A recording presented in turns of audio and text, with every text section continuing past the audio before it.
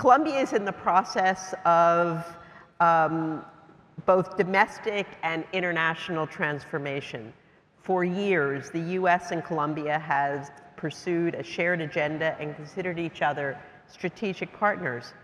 And the relationship, some people say is the same, some people say it's in transition, but we are critically important partners for each other in Latin America and frankly globally. So today we're going to have a real opportunity to have a conversation about this with the foreign minister, but along with many other topics. I also want to just say congratulations on being the foreign minister. You were kind of straddling being the ambassador and the foreign minister. Yeah, that's challenging. So you get two jobs in one, right? That's right. But they only pay for one, so. I was going to ask you that. Yeah, Did they pay for one or did they pay for two? Yeah. So if we can, Mr. Minister, let's get right into the meat of the interview. The US and Colombia have a robust partnership for many years across several different administrations. How do you see the bilateral relationship today? First, thank you very much for this invitation. It's a great honor to participate in the Washington Conference on the Americas. And you are champion of Latin America, the Americas, and Colombia particularly, so thank you for doing that. And also thank you to Eric Farnsworth, my good friend, that we discussed many issues here, in obviously thinking about Colombia and the region. The relationship between Colombia and the United States is in a very good moment. It's evolving, obviously, in line with the evolution that Colombia also is going through. Colombia is really implementing very profound changes in terms of democracy, in terms of the structure of the economy, and also in terms of the politics of Colombia. And United States have been part of it. We have very robust relationship, a lot of exchanges between high-level officials from the United States, from different areas of government, the executive, Congress, and others, and also a lot of officials from Colombia coming to the United States. And as you know, Colombia, in terms of our democracy, is attracting more people from different regions. And the United States have been supporting democratic process in our country. Now Colombia, for example, if you take many regions in Colombia that have been excluded or marginalized, and the situation is very difficult because of poverty, inequality, and violence, people in those regions still believe in democracy, and they went to the polls repeatedly because they continue believing in democracy. And in that regard, we now see many sectors that were not before in government, like participating and being in position of power and authority. And that's changing the conception of what Colombia had as the national interest. And this is very important to take into account.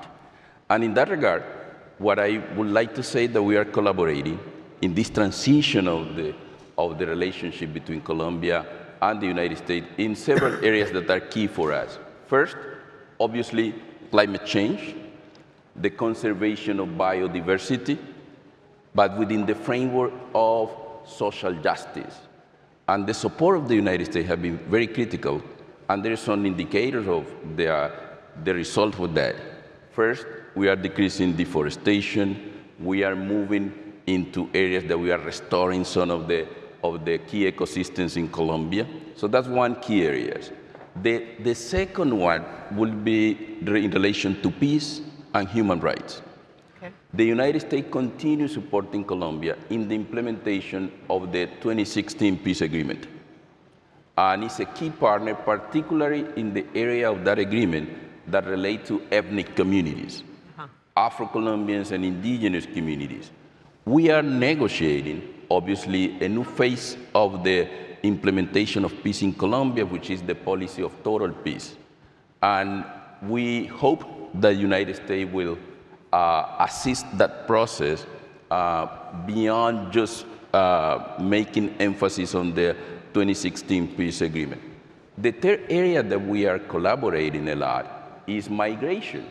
I just came from Guatemala, and we have this ministerial with Anthony Blinken and other ministers from the region talking about migration and the challenge that we have. And Colombia is a model in terms of migration with the support of the United States. Colombia has welcomed almost 2.5 million Venezuelans and other migrants to the country. We have in our health systems almost 2.3 million migrants. 700,000 kids are going to our schools. It is very costly because it's almost 1 point of our GDP.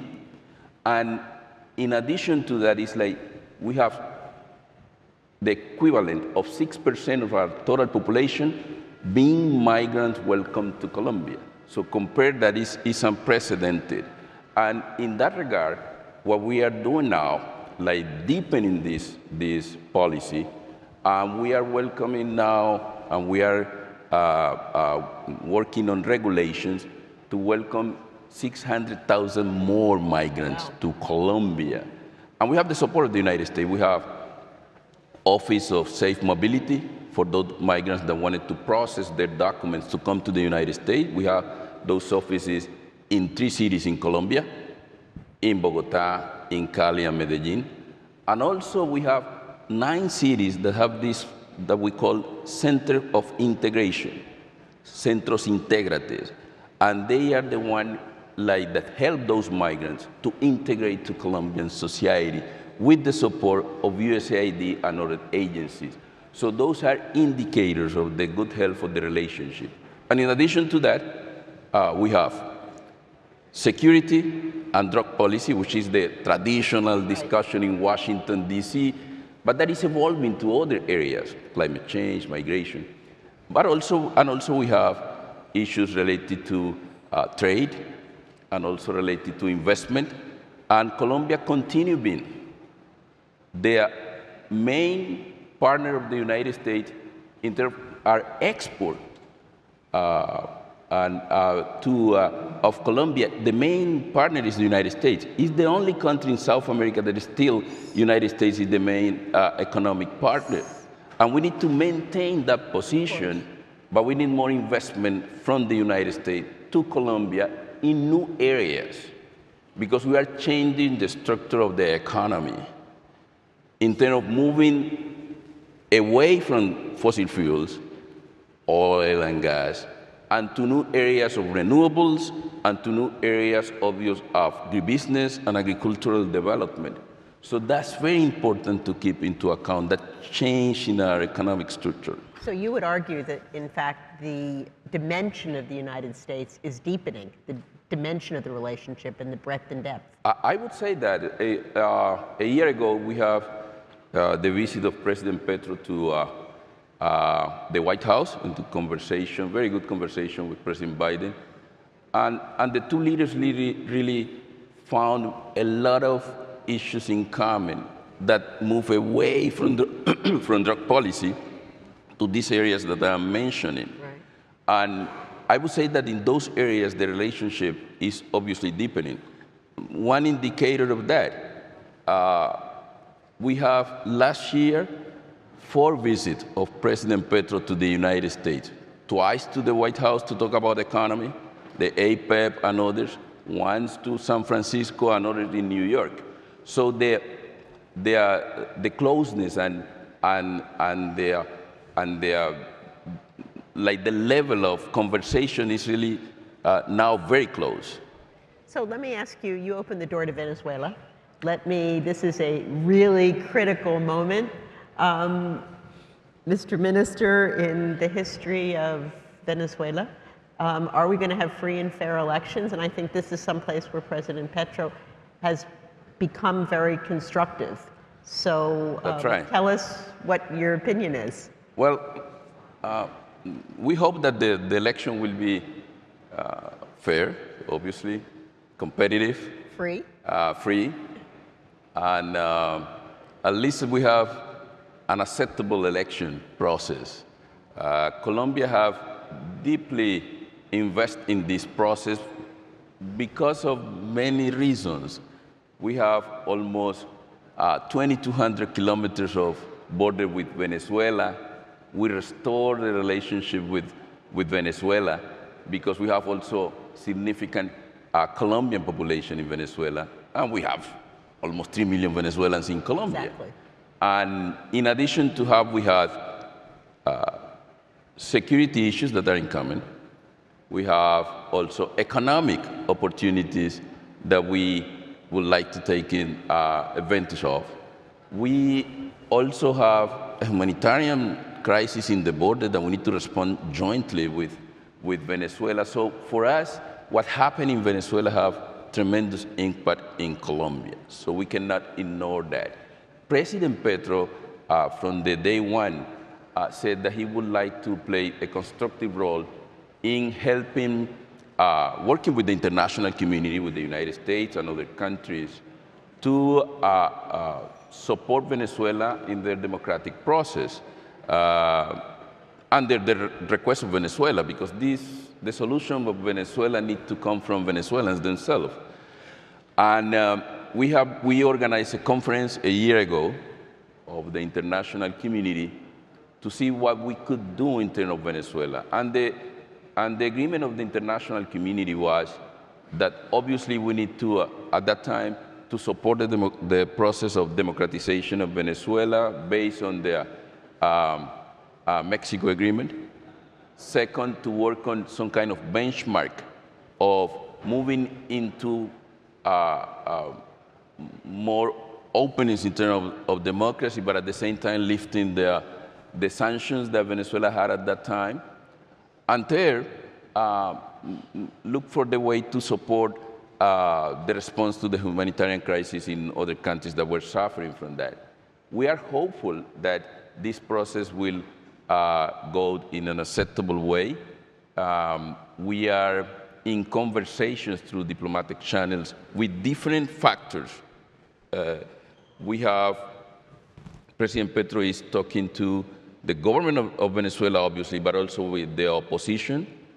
I have been in conversation with opposition leaders maybe in the last year and a half here in Washington with all of them.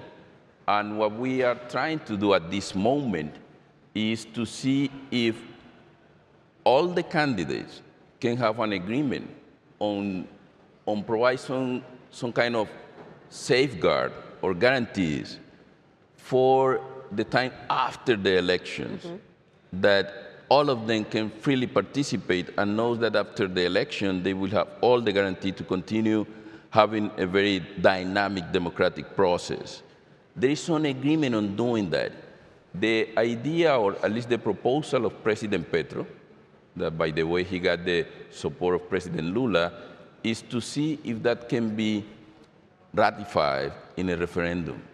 So that's like the new process that we are working now that will guarantee that we have like a smooth transition after the election. So if the opposition were to win, that there would be a guarantee that the leader would be able to take power and it wouldn't be considered an illegal or an unfair election going back to where we are now?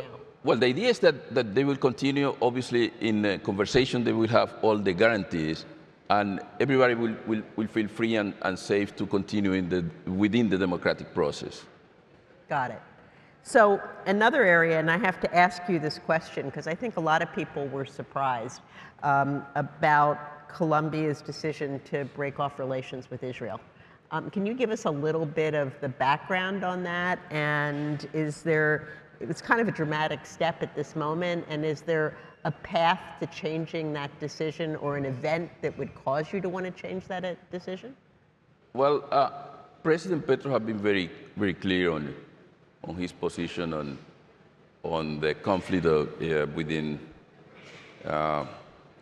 Israel and Palestine. And he was very clear from, I would say, the last 7 months, that it's very important that uh, the Israel government really comply with the international humanitarian law or the law of the war, because what happened there was unacceptable. We condemned the act of Hamas, the 7th of October last year, and we said very openly that this is a barbaric act that was committed.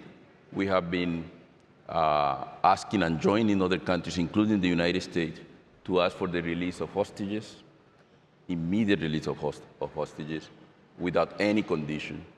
But at the same time, what we are saying is that the government of Israel needs to conduct in a way that fulfill their international humanitarian law, and also the fulfillment of and comply with the resolution of the United Nations, particularly those resolutions from the Security Council. President Petro repeatedly said that. So we were very patient on preparing this, and the last event forced Colombia to make that decision, very difficult decision, that is nothing have to do with the people of Israel, but just with the behavior of the government of Israel, because what we have we had in consideration is that obviously we need to make everything in our hands to guarantee that we have an international order that is based on rules. And we need to encourage countries to fulfill those rules. And this is what is in play here. And this was part of the consideration to make this difficult decision, but we consider that was the right decision based on principle. For example, we are saying if you are thinking about the international humanitarian law, you have to think about some kind of differentiation of the population, because we have civilians that are under attack. You have to think about precaution and also proportionality. It's like what is the limit of retaliation in an international order that have a different level of decency? And that's what is in play here. Got it. So let me return to Colombia and let me talk a little bit about drug policy, because I think this is changing a little bit in the United States. So, you know, the president, I guess, announced his idea that potentially we should legalize marijuana. And Colombia believes in eradication of all drugs. This may come to pass or may not come to pass, who knows? But what's your view on that? What's Colombia's view on that? Well, it's about to change that policy. Obviously, it's not effective. It's not effective here. It's not effective in Colombia. So we are proposing a radical change in that policy. First, in terms of what we are doing from the supply side, we consider that like eradicating coca cultivation using fumigation is not even under consideration. So we prohibit that. The second is that we are not prosecute communities, farmers that grow coca because they have no other options. So we need to provide options. And in addition to that, what we are saying that we need to make emphasis on interdiction. And it is going very well. We are seizing a lot of cocaine. That's great. Increased 30% in this first part of the year, these 3 months.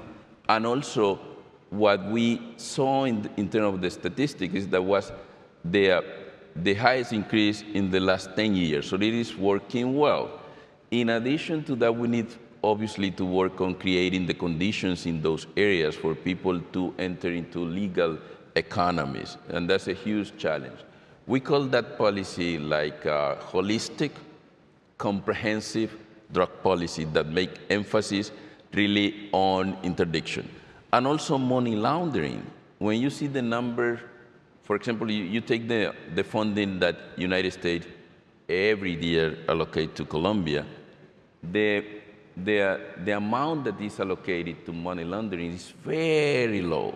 It should be much higher. Obviously, and that's one of the changes that we would like to see happening. In addition to that, By the way, I agree with that. I mean, we talk about money laundering in so many different places that, you know, drugs is one of the big generators of money that's laundered. So we need to have all the precautions. exactly, and you know that United States learned a lot, and the international community, in looking for those funding and working on money laundering from terrorist organizations, but not really. Those lessons need to be applied also in prosecuting those who are laundering money from drugs. So that's something that we would like to make emphasis in this new phase of the drug policy.